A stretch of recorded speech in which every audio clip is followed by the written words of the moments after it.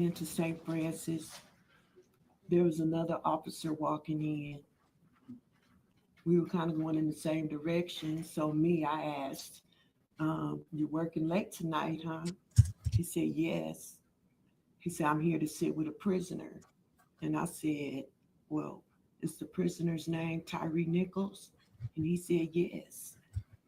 And I said, "Well, that's my son." He said, "Oh, okay, well, follow me." So we all proceeded to walk to Ty's room. Miss And Wells, I know this is going to be difficult, but I want you to explain for the jury when you went in Ty's room, what you saw, what Tyree looked like, what you saw, what you felt, what happened in that moment.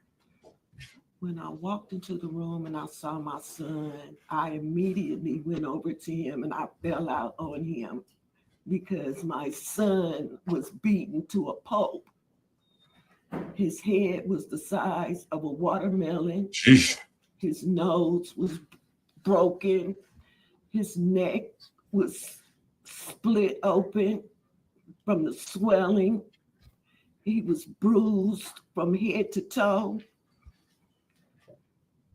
Damn. It was like they beat the shit out of him. Oh, shit. That's what they did. Oh, They beat the shit out of my son oh, and ruffling, left him for dead. ruffling. That's what they did. Mm. And Miss Wells, were there other officers in that hospital room when you walked in? The doctor was there. There were some other officers in there. Once I saw my son and I basically passed out on him, I just laid on him and just started crying. And I just burst out and said, "What the fuck is going on here? This does not look like no pepper spray and no tasing." And a police officer took my husband and I out the room. My cousin stayed there and took us into another room. I want to say it was a sergeant or captain, I can't remember. We spoke briefly,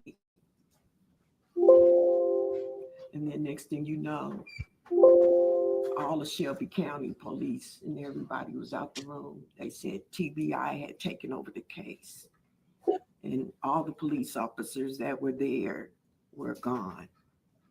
And so it was just the TBI, the nurses, the doctor, and my husband and my cousin.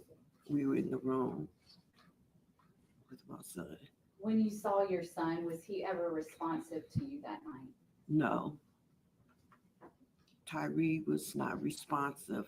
He was on a breathing machine, and the machine was keeping him alive. And did you know from the minute you walked in that room that night that your son was gone? Yes, you couldn't.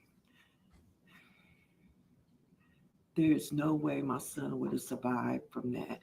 He was already deceased, basically. I say they must keep him on those breathing machines for 72 hours. But my son was deceased. Miss Wells, several days after that, did you get a call like that from the hospital on January 10th informing you of your son's passing?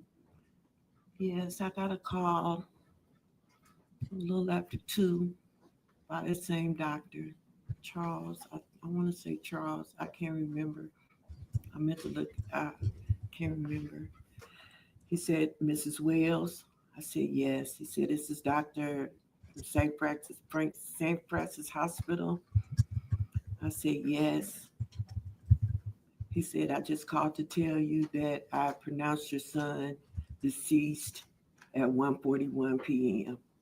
And I just lost it. I dropped the phone and I lost it. I lost it. I lost it. I lost it. I lost it." Because the first thing I had to do